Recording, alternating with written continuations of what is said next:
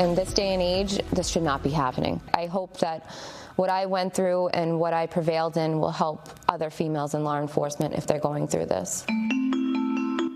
Tonight, in our Emmy Award-winning Smalltown Secrets, a Dedham police sergeant is speaking exclusively with the NBC 10 investigators. She describes what made her file a discrimination and retaliation lawsuit against her own boss, the police chief.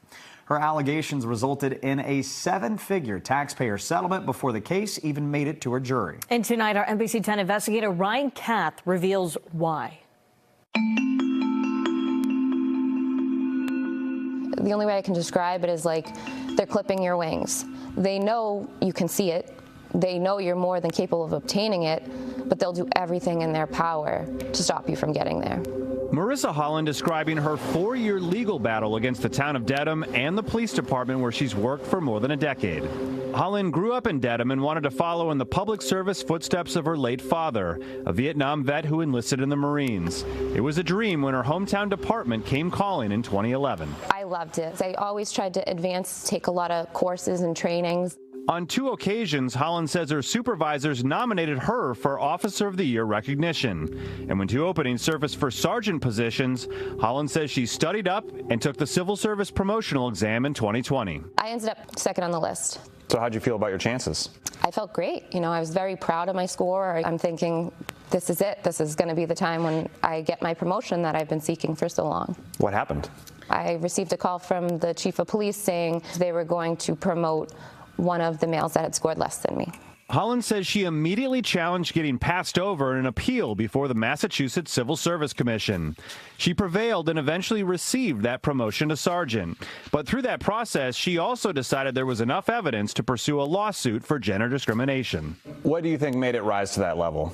There was a lot of things that have gone on and were used against me that male counterparts had done, and they were not used against them. All the while, you're continuing to work in the department. You have the same boss that you filed the complaint against. Yes. How difficult is that? I didn't know what was going to be done to me. Joseph Solomon is Holland's attorney. What happened here is the chief went after her after she filed and said, you challenged me, we're going to try to ruin your career. In the wake of the lawsuit, Solomon says Police Chief Michael D'Entremont put Holland on administrative leave and told her the testimony she gave during her civil service appeal was under investigation. Holland and her attorney then added a retaliation claim to their case. This is her career. She loves this job. You're the one who did something wrong here. You have to give. She's not going away. Why do you think the town did not let this get to a jury? Because they knew they were going to lose.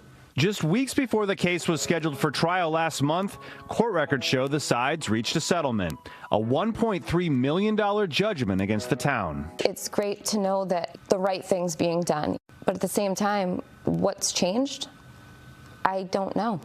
We reached out to the police chief, the town administrator, and elected leaders on the select board for comment. In response, we received this statement. While the town does not admit to any intentional wrongdoing, this settlement enables us all to put this matter in the past. Sergeant Holland is a valued member of the Dedham Police Department, and we look forward to her continued service to the community. The way I was treated was wrong. This type of treatment should never happen anywhere, let alone a police department responsible for protecting people's rights. In Dedham, Ryan Kath, NBC 10 Investigators. And really important to note here, this investigation started after our team received a tip. So if you do have a tip about a small town secret, let us know. The email address is right there up on your screen. It's tips@nbcboston.com.